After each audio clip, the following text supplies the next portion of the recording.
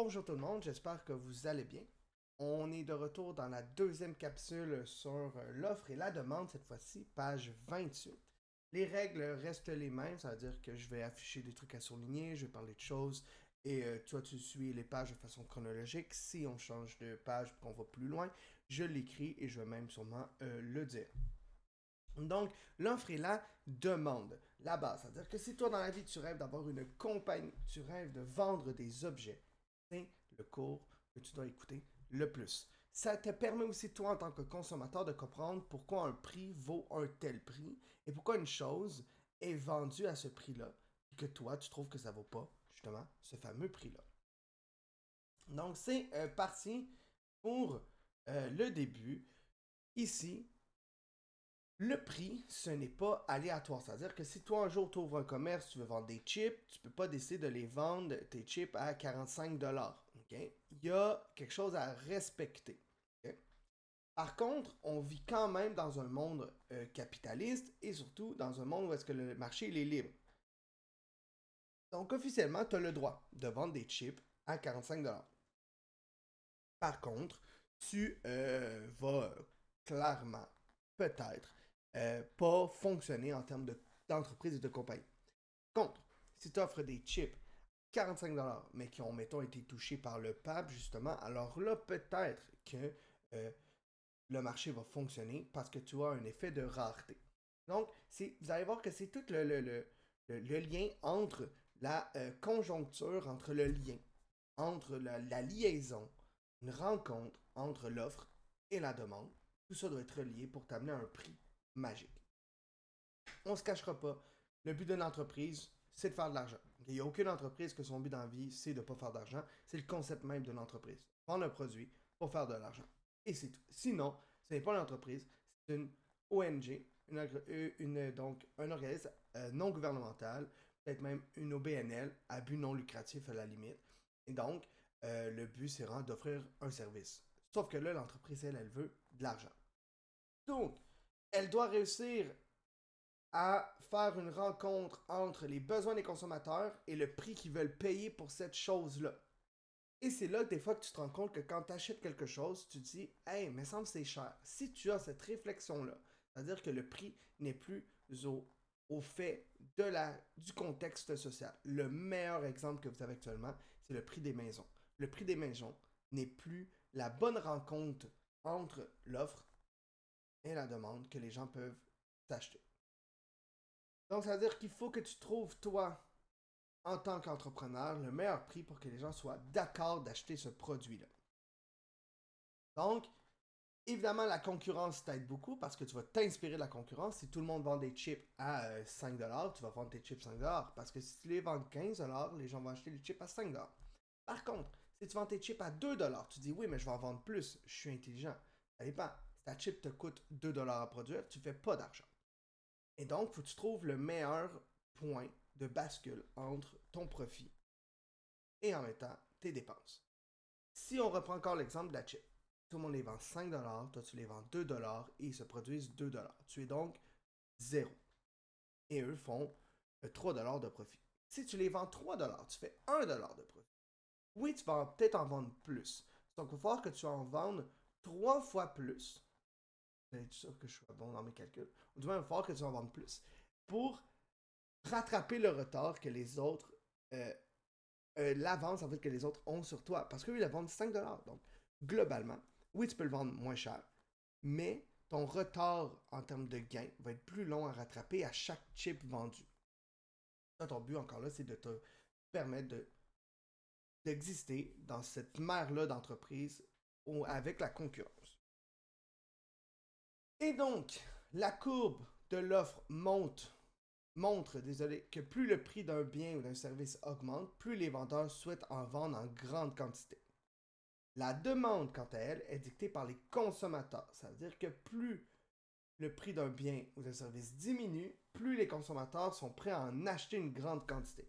Donc là, tu vois bien le bon jeu virtuel. Quand on dit virtuel, c'est que c'est pas électronique, c'est juste qu'on ne le voit pas physiquement, entre la compagnie et l'acheteur. C'est-à-dire que si j'imprime 1 milliard de chandails mais que personne n'en achète, je vais devoir les vendre à perte. Et à l'inverse, si j'imprime un chandail que 2 millions de personnes en veulent, ben en fait, j'ai pas fait d'argent. J'en ai juste vendu juste ça. Donc, il faut que tu trouves le mix entre les deux, la quantité et le prix.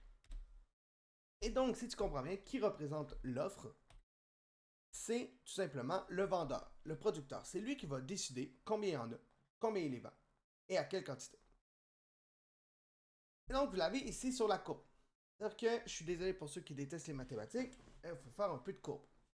Vous avez le prix ici qui augmente, de là, et vous avez la quantité juste ici. Donc, si on est au point de bascule ici, donc un peu, à un petit prix. Le prix est bas, les commerçants sont moins intéressés à vendre le produit, ils n'en proposent pas beaucoup. À l'inverse, beaucoup de quantité, mais à un bon prix. Le prix est élevé, les commerçants sont intéressés à proposer une plus grande quantité de produits sur le marché. Donc là, c'est ça que tu veux atteindre. Tu veux que les gens en achètent beaucoup, constamment. Il faut que ça soit quelque chose de périssable ou qui va se rendre désuet de façon rapide. L'exemple, le téléphone. Et la quantité, elle est énorme et le prix, il est très cher. Prends l'exemple d'un Kleenex. La quantité de Kleenex peut être énorme. Beaucoup plus qu'un téléphone. Par contre, ton prix du Kleenex est beaucoup plus bas que le téléphone. Donc, en termes de bénéfices, de profit, tu ne gagnes pas plus que le téléphone. Pour le même effort, c'est-à-dire on prend la caissière, elle va prendre le truc, le scanner, prendre l'argent, fin. Donc, t'aimes mieux qu'elle vende un produit qui vaut cher. Et donc, c'est pour ça que les commerçants, ce qu'ils cherchent, c'est les prix élevés qui intéressent encore les commerçants et les acheteurs. Maintenant, c'est qui la demande? Si tu as bien compris, la demande, c'est toi, c'est l'acheteur. L'acheteur, c'est lui qui décide de la demande. Et lui, sa courbe va être de l'autre côté.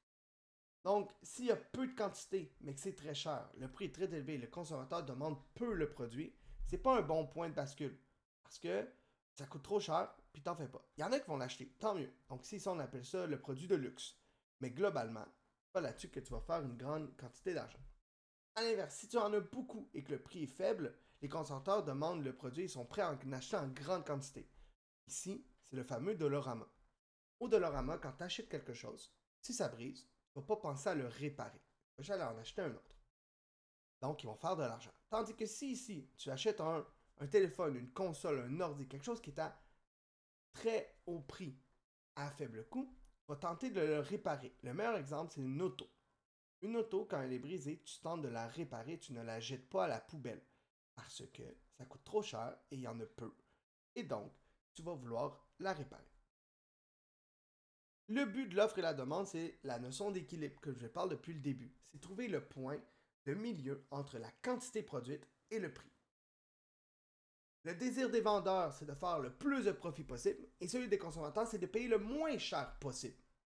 Donc, vous voyez que c'est un peu malsain comme relation. C'est qu'il y en a un qui tire sa corde pour avoir plus d'argent, et l'autre tire sa corde pour en avoir le plus dans ses poches. Et tout le monde tire la corde, et en fait, on est coincé.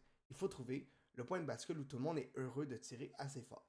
Donc, en ce moment, il y a des sections et des secteurs dans le monde où ça tire plus fort d'un bord ou de l'autre, et il faut continuer à trouver ce fameux point d'équilibre-là. Le prix, il est déterminé donc par le marché. C'est-à-dire que le prix, ça va être ton point d'équilibre. Ça va être justement ici. Et il peut y avoir qu'un seul prix d'équilibre, mais il peut constamment bouger. C'est-à-dire qu'en fonction du contexte social, le prix va changer. Donc, on prend, vous allez pouvoir aller voir au prix sur Internet, le fameux indice Big Mac. Donc, c'est un indice qui permet de voir le prix du Big Mac. Donc, il n'est pas uniforme dans le monde. Hein. Donc, en fonction de la richesse du pays, le prix va être différent. Et c'est un très bon exemple des prix d'équilibre. McDo fait une étude de marché pour voir, OK, le Big Mac ici, il faut que je le paye combien pour que les gens... En fait, il faut que je l'affiche combien pour que les gens me l'achètent. Donc, par exemple, qu'on prend l'Inde, par exemple, ils n'ont pas le même poids économique que nous. Et donc, en Inde, le Big Mac est moins cher pour la même chose. Parce qu'ils ont un autre point d'équilibre. Sinon, il y a aussi ce qu'on va appeler l'effet de rareté. On va en parler un peu. Ici, vous avez les fameuses cartes. On prend sport ou Pokémon et dans tout genre. Donc, vous savez, hein, donc une carte comme ça coûte en moyenne 10 à 15, 20 sous à la limite imprimer et faire. Par contre, ils vont les vendre à des prix dérisoires. Pourquoi? Rareté. Donc là, ici, on parle de collection. On parle pas de logique d'acheteurs, donc on ne parle pas de point d'équilibre, on parle vraiment de rareté, de collection. Donc pour certains, c'est leur point d'équilibre, pour la majorité des gens, ce ne l'est pas. On prend ça ici, par exemple, donc Wayne Gretzky, on pourrait dire, mettons que mon père, peut-être qu'il pourrait considérer que c'est un prix qui est acceptable. Cependant, si on lui parle, mettons, de ça ici, la carte Pokémon, il s'en fout un peu. Et donc, en fonction de ton affect sur la chose, tu vas avoir un point d'équilibre qui va être différent. À l'inverse, quand tu génères trop de surplus, donc ici on a un bel exemple que vous avez vécu malheureusement avec les masques de la COVID. Donc un masque, une boîte de masque durant la COVID, 25$, après la COVID, environ 5$. Donc c'est une baisse de 500% de profit et de coût. C'est énorme. Et donc, pourquoi? En fait, ils en ont tellement, la quantité est tellement énorme, et maintenant l'offre n'est plus là, en fait, on n'en a plus besoin, la demande n'est plus là. Ça fait en sorte qu'il faut les vendre à la perte. Et c'est pour ça que tu dois attendre les soldes. Les soldes dans les magasins, c'est une preuve que ce produit-là ne s'est pas vendu au bon prix. C'est-à-dire qu'ils en ont trop, ils doivent le liquider. Si la quantité est bonne, si le point d'équilibre est bon, pourquoi ils te l'offriraient à perte? Et donc, c'est là-dedans que tu dois jouer, toi, en tant que consommateur, sur le prix d'équilibre. Et il faut que tu acceptes de dire, hey, moi, je ne suis pas d'accord qu'un iPhone s'est rendu à 1200, 1300, 1400. Je refuse de payer ça. Au départ, tu te sens seul, mais si l'entièreté du Canada et du Québec refuse ce point d'équilibre-là, logiquement, et même pas juste logiquement, obligatoirement, la compagnie va reculer. Sauf que les compagnies ont une grande mainmise sur nous. On va le voir avec la publicité, là. Mais de base, vous avez un méga contrôle sur le point d'équilibre, sauf qu'on le sait souvent pas et on assume que c'est ça le prix. Et c'est tout. Donc, si on prend le prix du bois, par exemple, durant la COVID, même chose, il a augmenté de 300%. Et justement, je vais vous montrer une vidéo en fait qui montre qu'est-ce qui s'est passé. Parce que c'est pas Rona, là, c'est pas Home Depot, c'est pas eux en fait qui décident du prix. Hein. C'est faut reculer la chaîne au départ, qui est ceux qui coupent le bois par exemple. Il faut aussi avancer la chaîne, c'est-à-dire que durant la COVID, les gens ne pouvaient pas sortir, donc qu'est-ce qu'ils ont fait? Ils ont rénové leur maison. Donc augmentation des rénovations, et donc pas assez de bois, il faut le vendre plus cher. Et tout ça, en fait, c'est le point d'équilibre qui n'a pas été respecté, qui a basculé d'un côté comme de l'autre, la corde a tiré, et ça a augmenté les prix. Donc, ensuite, si vous tournez la page, on est dans rareté et surplus. Donc, je viens de l'expliquer, je pense que vous l'avez bien compris. Rareté, tu peux le vendre plus cher. Surplus, il faut que tu le vendes à perte. C'est pour ça qu'on attend le 26 décembre pour acheter les trucs. C'est juste complètement logique. Ensuite, je t'invite à aller à la page 40, qui est la petite partie sur les publicités. Donc, dans la vie, il y a deux types de publicités. Et donc, il y a les publicités commerciales, ce que tu côtoies le trois quarts du temps dans ta vie. Donc, on veut te vendre un produit, un bien quelconque, un NordVPN de ce monde, Oli pour les youtubeurs français. Et ensuite, sinon, vous avez les publicités sociétales. Donc ça, c'est le gouvernement qui fait une pub. Il veut rien te vendre. Trois quarts du temps, fait ce qu'il veut. Il veut changer quelque chose dans la société. Il veut changer un comportement. Il veut que tu fasses quelque chose. Et donc, peu importe son type, une publicité vise généralement à rejoindre un public, et c'est-à-dire un ensemble de consommateurs qui est aux caractéristiques communes. Par exemple, Apple va faire des publicités plus axées vers les 45 ans et moins vers les 60-70, parce que ce pas les plus grands acheteurs de Apple. À l'inverse, on va prendre les compagnies, mettons, pas de... enfin, je recommence. À l'inverse, mettons les CHSLD, là, les résidences soleil, ben eux, ils ne visent pas toi, là. Ce qu'ils visent, en fait, c'est 45 ans et plus. Pourquoi? Parce qu'ils veulent viser les personnes âgées, donc 60, 70, 80, mais ils veulent aussi viser, en fait, les adultes qui ont des parents qui sont vieux, qui voudraient peut-être placer dans ces centres-là. Donc, il faut leur vendre le rêve. Pas pour le jeune de 15, 16, 17, lui, il s'en fout des résidences soleil. Et donc, en fonction de qui tu es, on va te viser, on va te viser pour un produit ou pour un autre. Et donc, ça dépend évidemment de toi, mais ça dépend aussi de ce que tu consommes dans la vie. Et donc, ça fluctue pour chaque personne et pour chaque intérêt. Donc, il y a deux types de publicité et ils vont se décréter en plusieurs techniques. informative, créatrice de besoins, étrange, ciblée et répétitive. Donc, tu as les 5 types ici les plus populaires en termes de technique. On va en voir d'autres à la fin. Pour ça, je vais t'en montrer. Donc, je vais te passer une slave de vidéo. On va commencer par l'informative. Ensuite, la créatrice de besoins, étrange, ciblée et répétitive. Le but est que tu puisses suivre et ensuite que tu aies un exemple concret de OK, je comprends c'était quoi le but de celle-là ou de l'autre. Et évidemment, si tu n'as pas compris le but de la vidéo, tu viens me le dire en classe, tu m'écris il n'y a pas de problème. Mais sache que les vidéos vont être en ordre. Donc là, toi, tu vas juste voir des vidéos s'enfiler et s'enchaîner. Mais le but, c'est que tu comprennes que la première est informative, la deuxième est créatrice de besoins, la troisième est étrange, la quatrième est ciblée et la dernière est répétitive.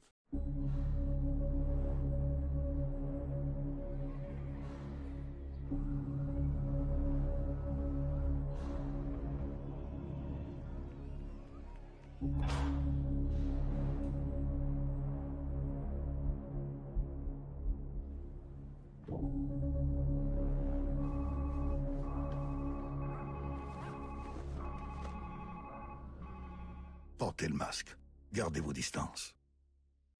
Vous avez remarqué, certaines personnes des plus séduisantes ont du ventre. Redressements assis, travail au sol, rien ne fonctionne. Des études médicales ont prouvé que ce genre d'exercice exige un mouvement du dos pouvant blesser la colonne. Alors comment perdre mon ventre? Voici Abflex, une découverte scientifique qui permet un travail abdominal facile et sécuritaire, sans risque de blessure. 3 minutes de travail avec Abflex donnent un meilleur résultat que 500 redressements assis. Étirez et contractez simplement les muscles abdominaux contre la résistance variable d'Abflex et développez vos muscles simultanément. 3 minutes par jour et j'ai perdu 2 pouces à la taille. Peut-il raffermir mes fesses?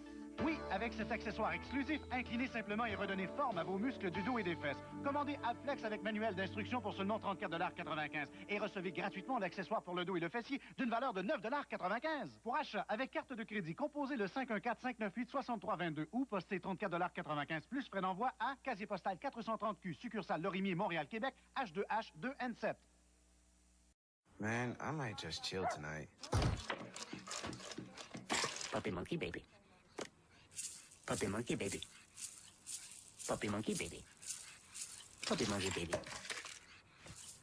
Puppy monkey baby. Puppy monkey baby. Puppy monkey baby. Puppy monkey baby. Puppy monkey baby. Puppy monkey baby. Puppy monkey baby. Mountain Dew Kickstart. Dew, juice, caffeine. Je savais que ça ferait ça. Soutien technique Vidéotron, bonjour. Mon nom est Martin. Comment puis-je... Là, vous êtes venu m'installer ça hier, ça marchait. Là, ça marche plus. Là, j'étais curieux. D'accord. D'accord, on va regarder ça ensemble. Qu'est-ce qui ne fonctionne plus exactement, monsieur? L'Internet, le téléphone? Non, c'est ma télé. J'ai plus d'image. OK, ici, ça m'indique que votre terminal fonctionne, mais ça peut très bien... Hey, fais pas ton fin finaux, là. Là, je vais être remboursé, puis tout de suite, là. C'est-tu clair, ça? Absolument, monsieur. Chez Vidéotron, c'est satisfaction garantie 30 jours ou argent remis. C'est notre politique. J'espère, ouais. Mais, juste pour être certain, est-ce que votre télé est bien branchée? Monsieur? Ouais, elle est bien branchée. Donc, vous souhaitez être remboursé, monsieur? Laisse faire. Je vais m'arranger tout seul.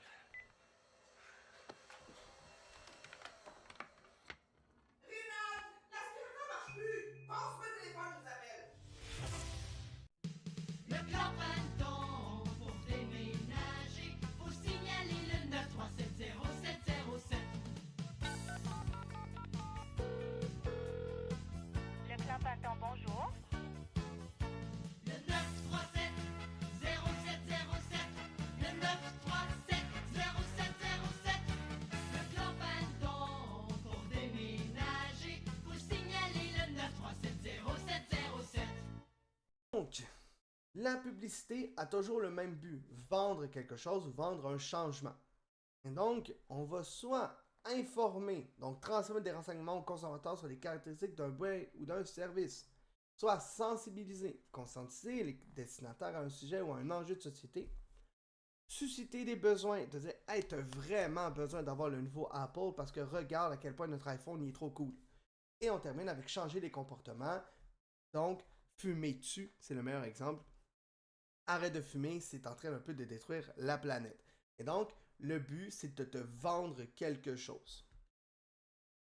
Et donc, la publicité, comment elle se promène, comment elle se véhicule finalement, majoritairement sur Internet à 32,6%, 26% sur la télévision et le reste, on est sur des petits pourcentages. Donc, grosso modo, en fonction du public cible, on va mettre l'annonce soit sur Internet, la télévision, la quotidienne, la radio et autres.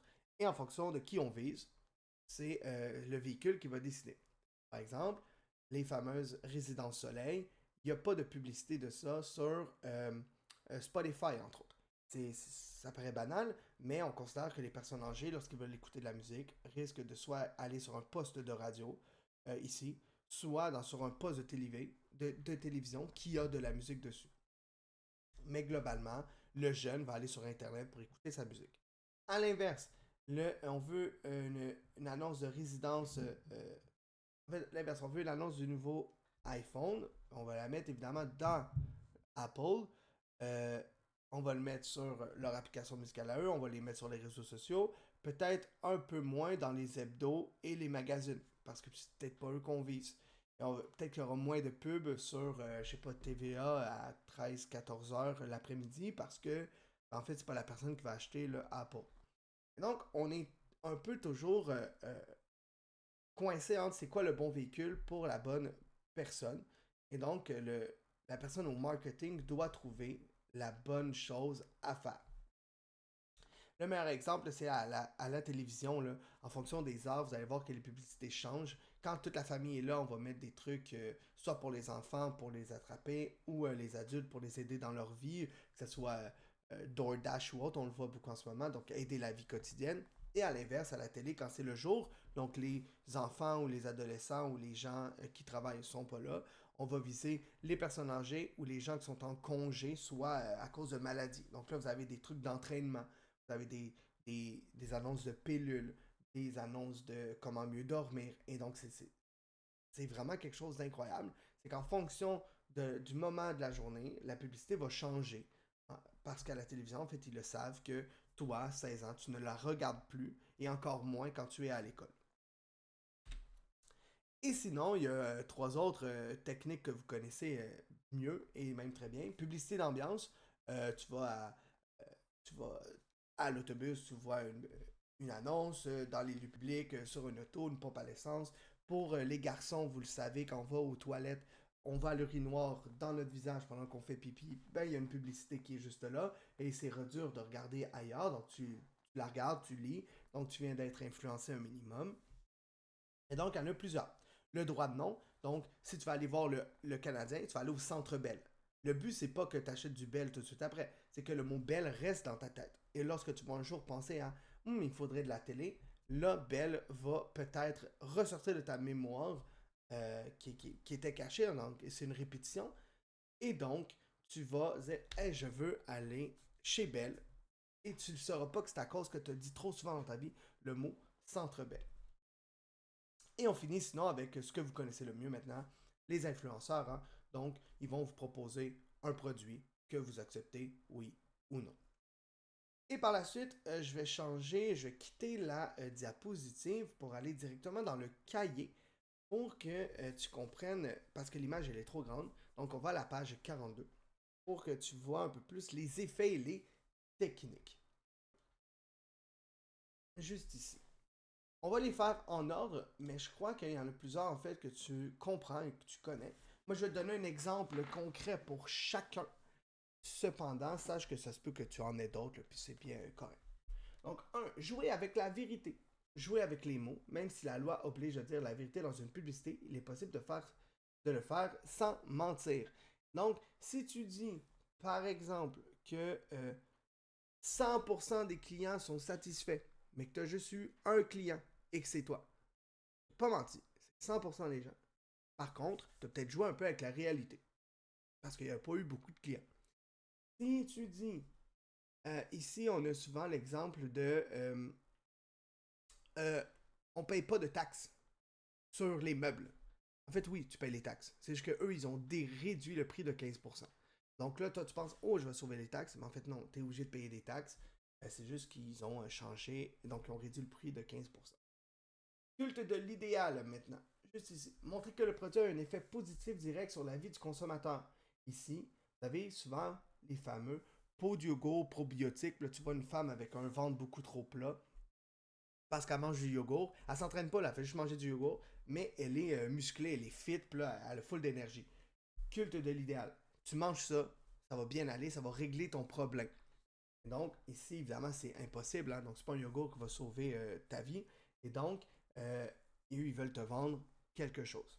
Ici, vous êtes très, vous, les jeunes, je suis désolé, je vous généralise, vous êtes très visés par ça. Hein? C'est là-dedans aussi que tu vas rentrer tout ce qui est popularité, rentrer dans le moule parfait du jeune. Donc, on va prendre les AirPods, on va prendre la marque connue, les Nike, les Air Force de ce monde et autres.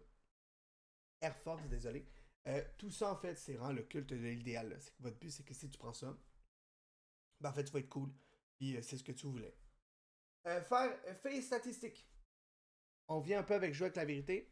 Présenter les caractéristiques et les avantages du produit pour lui donner plus de crédibilité. Le fameux, les dentistes sont d'accord pour dire que c'est la meilleure brosse à dents. Est-ce que tu auras demandé à tous les dentistes? La réponse est non. Et donc, tu joues un peu avec les faits et les statistiques. Donc, tu viens donner plus de crédibilité, mais toi, tu n'es pas dentiste, donc tu dis, hey, les dentistes sont d'accord, je vais le faire, je vais l'acheter. Mémorisation. Utilisez un slogan, un refrain, un jeu de mots pour répéter les éléments visuels ou sonores pour que les consommateurs n'oublient pas le produit. Vous en connaissez beaucoup. Mike chez Rona en ce moment, le clan Panton pour déménager, signalez le 937-0707. Je veux dire, je connais le numéro par cœur, puis je suis même pas sûr si je connais le numéro de mes parents. Donc, en termes de mémorisation, le clan Panton a quand même réussi quelque chose d'incroyable. Aussi, des Kleenex. Je veux dire, c'est un nom de marque. À la base, c'est un mouchoir, mais ils ont réussi à l'inclure dans la marque elle-même. Promesse. Donc, séduire le consommateur en lui promettant que le produit répondra à ses besoins et à ses désirs. Ça vient un peu avec le culte de l'idéal. Tu as besoin de quelque chose et si tu le fais, tu vas l'avoir. On revient encore avec les probiotiques, on revient encore avec des trucs de muscles, d'entraînement ou autre. On rentre dans la promesse. Concurrence. Comparer un produit avec un concurrent en faisant ressortir les avantages de son propre produit. Et ici, je vous invite à aller voir tous les pubs de Bell et Vidéotron visent la concurrence. Donc, ils n'ont pas le droit de dire le nom, hein, donc ça, c'est illégal. Par contre, de dire, hey, regarde, la boîte jaune ici, elle est moins bonne. Et là, lui, il installe la boîte Bell qui est bleue. Et il l'installe, puis là, l'Internet explose, puis là, tout le monde est trop heureux, puis c'est la folie.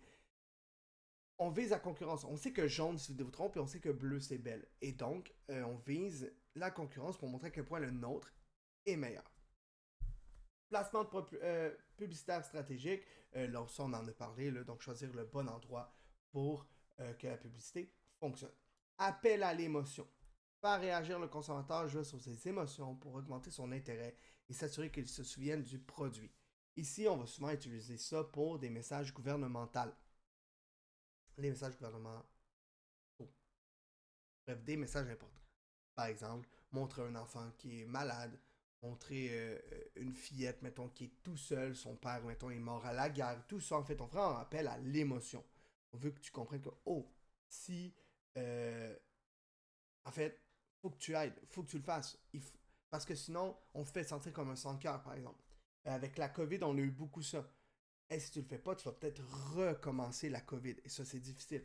Donc, on est beaucoup dans l'émotion, dans le cœur. Et ça, ça vient souvent jouer un peu sur nos cordes sensibles. Piquer la curiosité, vous en avez vu un exemple tantôt avec la vidéo du Poppy Monkey Baby. Donc, c'est ça. Le but, en fait, c'est que ça soit tellement bizarre ou tellement nouveau que tu fasses « Oh my God, ok, c'est quoi ça? Faut que je le réécoute ou faut que je le montre à mon ami, c'est drôle ou autre. » Et là, c'est parti, tu fais de la pub tout seul. Prix de financement alléchant, donc proposer un financement à 0% ou très bas ou afficher le prix en versement. Le fameux, ça coûte 1000 $, mais tu peux le faire en 100 000 versements de genre 0 cent. Et donc, on est dans, hey, je te mets le prix tellement bas, mais finalement, tu te fais avoir par l'autre côté parce que finalement, c'est très, très, très, très, très cher. Et donc, on est dans vraiment le découpage du prix. Parce que si je t'affiche un objet à 100 000 $, tu ne voudras pas, mais je te l'affiche à 100 $, tu vas peut-être vouloir, et ensuite je vais le diviser sur plusieurs années. Témoignage, donc présenter des gens. Donc ici, c'est souvent la madame ou le monsieur là, qui... moi, je l'ai, mon Dodge Ram. OK. Et donc, la personne moyenne qui veut un Dodge Ram fait représenter à l'écran. Il fait, OK, ben c'est lui, il aime son Dodge Ram, puis qu'il peut aller à la pêche puis à la chasse avec. Moi aussi. On sait que finalement, tu vas pas aller à la pêche ni à la chasse, tu vas juste faire ta vie en payant juste plus de gaz. Mais le témoin t'a donné le goût ou moins l'idée de « Hey, peut-être que j'ai besoin de ce Dodge Ram-là, finalement. » Attrait à la popularité, ça revient beaucoup avec culte de l'idéal, mais c'est de faire partie d'un groupe, faire partie d'un ami, etc. Donc, Apple vise énormément ça. Hein. C'est pour ça que tout est relié à Apple. iPhone, Mac, AirPods, tout ça c'est relié. Donc, si tu veux faire partie des vrais, des populaires, tu as les produits Apple et tout est relié. Tu fais partie de la famille. Et on termine avec notoriété et crédibilité, vos influenceurs. Là, donc, on utilise un porte-parole pour vendre un produit. Donc, c'est grosso modo ça pour l'offre et la demande et la publicité. Si vous avez des questions, je vous invite toujours à venir me les demander en classe ou m'écrire tout simplement. Et moi, je vous souhaite une très belle soirée ou une très belle journée à vous. Bye tout le monde.